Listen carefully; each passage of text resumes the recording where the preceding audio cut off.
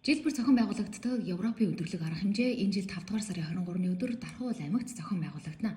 Энэ хүрээнд Европын албаноос Монгол улсад суугаа элчин сайд аймгийн удирдлагуудтай уулзаж бэлтгэл ажлын төлөвлөгөөний талаар сан солилцлоо. Энэхүү өдөрлөг өнөөжил анх удаа орон нутагт тэр дундаа Дархуул аймагт зохион байгуулагдах болсноороо онцлог байна.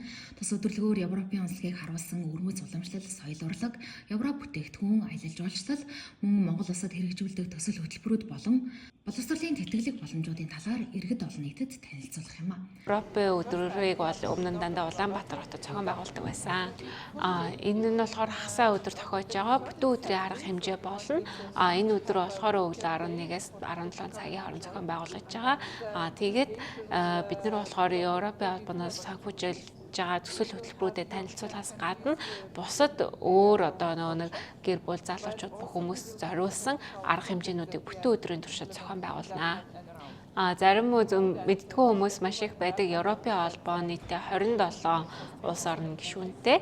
Тэгээд бид нэр тэр улсуудыг бүгдийг танилцуулах, тэднээс хүмүүс танилцаж мэдэж авах боломжийг бүрдүүлж байгаа. Хагасаа өдөр тохиож байгаа болохоор хүүхдүүд болон гэр бүлээрээ өргөнөөр оролцоосоо гэж хүсэж байна. Тэгээд мэдээж соёлыг түхэхээс гадна Европын хоол болон Европ бүтээгдэхүүнүүдийг зарж сурталчилнаа. Тэгээд дахнаас гадна Улаанбаатараас зөндөө хүмүүс ирэх байхаа гэж найдаж байна.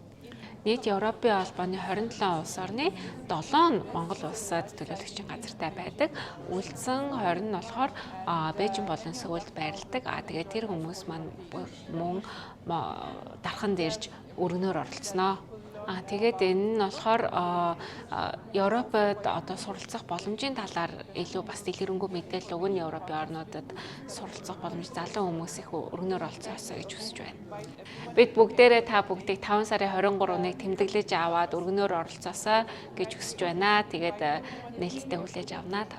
Өнөөс авч Европын холбоон дэлхийн хүн бүр дүртэмжтэй нийгэм эдийн засаг, байгаль орчны тогтвортой хөгжлийг дэмжсэн үйл ажиллагаа явуулж байна. Та бүхнийг 5 дугаар сарын 23-ны өдөр Дархан хотод зохион байгуулагдах Европын өдөрлөгт хүрэлцэн эрхийг урьж байна.